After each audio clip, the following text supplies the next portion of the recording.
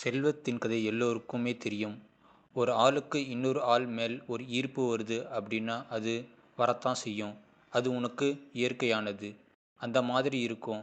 அது வந்தால் யாரும் எதுவும் செய்ய முடியாது. அப்படி செல்வத்திலிருந்து எனக்கு ஒரு அனுபவம் இருந்தது.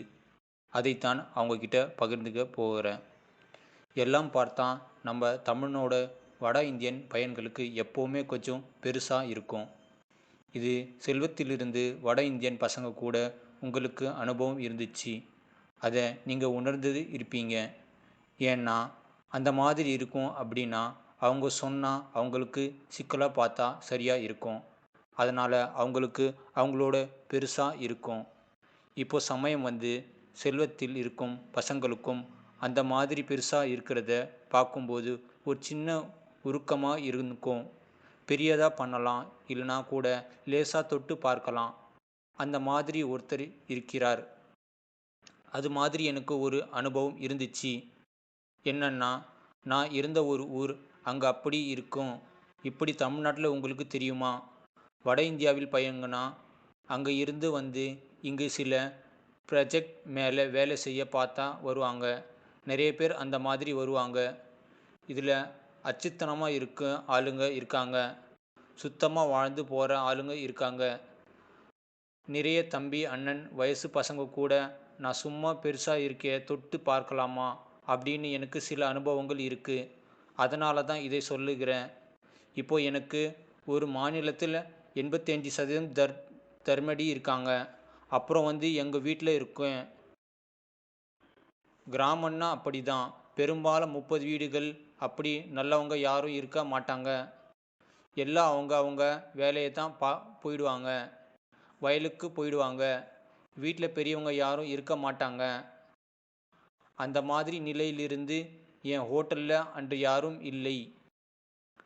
அப்பா அப்படி பார்த்து அந்த பிற்பகல் 5 மணி நேரத்தில் ஒரு வட இந்தியன் அவன் எப்படி இருந்தான்னா பார்க்க ரொம்ப ஹை டைமாக இருந்தான். சரியாக உடற்கட்டு பார்க்க கவர்ச்சியாக இருந்தா மாதிரி இருந்துச்சு.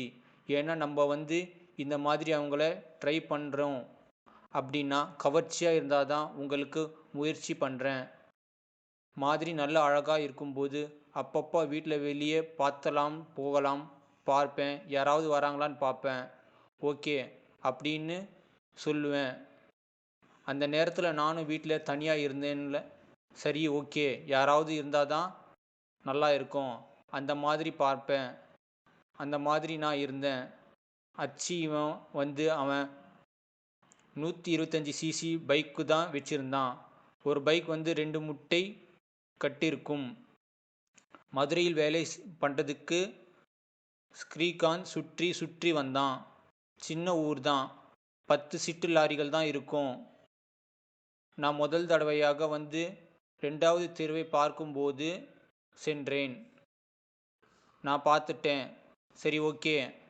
ஆனால் எப்படி ட்ரை பண்ணறதுக்குன்னு தெரியாது. ஒரு பதட்டமாக இருந்தது. எப்படி பேசுவாங்கன்னு தெரியாது. அது இல்லாமல் அவங்களுக்குள்ளே சில சமயம் வந்து ரொம்ப அழகாக கூட இருப்பாங்க. அது மாதிரி இருந்துச்சு. சரி ஓகே. ஆனால் எப்படியாவது நம்ம ட்ரை பண்ணணும் அப்படின்னு சொல்லிட்டு அப்புறம் ஹாட்டலில் யாருமே இல்லாமல் இருந்தது. என்னோட ரூமில் வந்து ஒரு சின்ன கேபினும் உள்ளே இருக்கிறது மாதிரி இருந்திருக்கும். அப்புறம் நாங்கள் வந்து கை காட்டினேன்.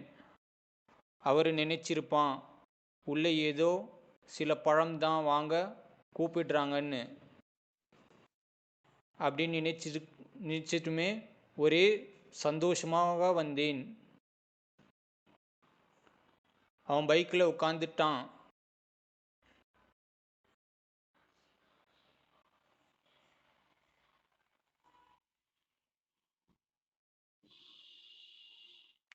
பழம் இது அந்த மாதிரி சொன்னான். அவனுக்கு சுத்தமாக தமிழ் தெரியாது.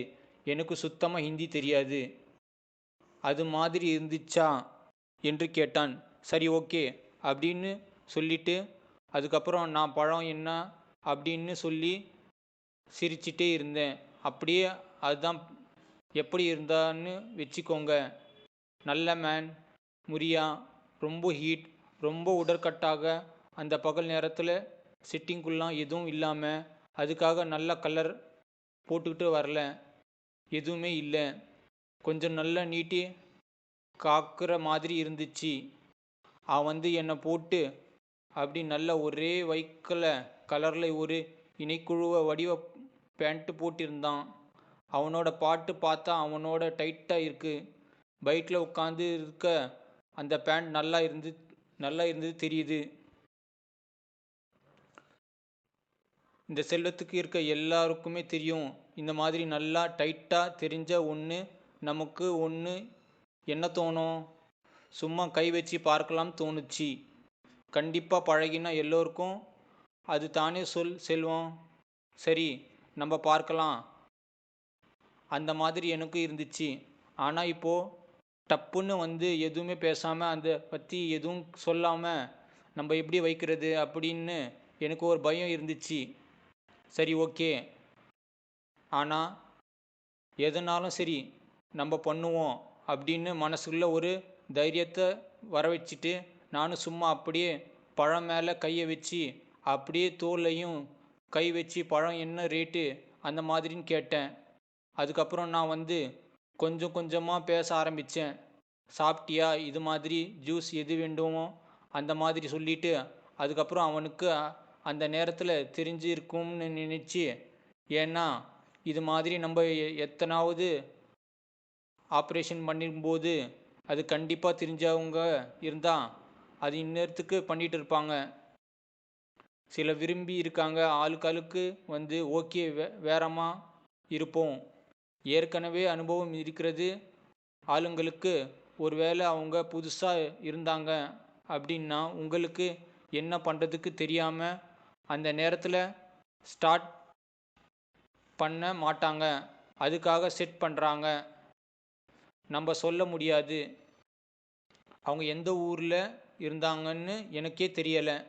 சரி, ஓகே அப்படின்னு சும்மா தோளில் கை வச்சுட்டு என்ன அப்படின்னு சொல்லி கேட்டுட்டு இருந்தேன். அதுக்கப்புறம் ஜூஸ் குடிக்க அப்படின்னு சொல்லிட்டு கேட்டேன். அதுக்கப்புறம் ஓகே அந்த மாதிரி சொன்னான். சரி, வீட்டுக்கு வா, ஜூஸ் தரேன்னு அப்படின்னு நான் சொன்னேன். அவன் 2-3 நிமிடம் வரலாமா சும்மா அந்த மாதிரி சொல்லிட்டு, ஏன்னா அவனுக்கு ஹிந்தி தான் தெரியும், தமிழ் சுத்தமாக தெரியாது. எனக்கு தமிழ் தான் தெரியும், ஹிந்தி சுத்தமாக தெரியாது. அப்புறம் ஆசைகளை விட்டுட்டு வீட்டுக்கு வர சொன்னேன். சரின்னு வந்தான். அப்புறம் ஜூஸ் கொடுத்தேன், குடித்தான்.